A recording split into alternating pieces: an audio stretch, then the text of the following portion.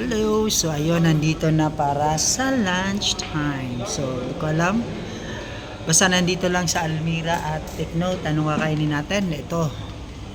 Jaran! Ang pagkain na to. Diba? Yan. Yan ang pagkain na masyadong manghang. Grabe yan, guys. What's up? Tapos na ang trabaho and saan na nga ba ako ngayon? Waiting ako sa metro. Yan. Nandito tayo maghihintay ng metro station ng bus. Tapos bababa lang din sa kabila, mga 2 minutes walk lang naman actually. Pero para makasave tayo ng glutathione, 'di ba? So, 'yun. Mamaya darating din yung bus maya-maya, sasakay tayo and uwian na. Pagkatapos ng marami pang gagawin. But anyway, maya.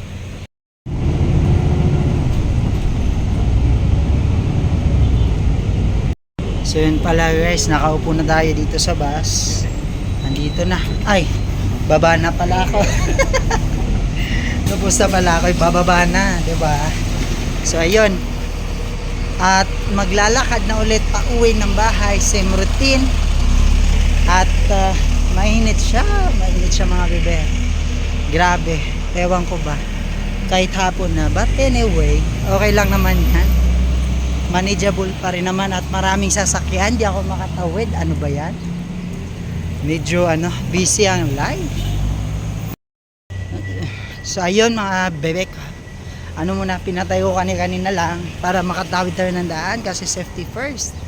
Langan ng mga kahit na tumatawid ka ng daan, nagba-vlog, di ba?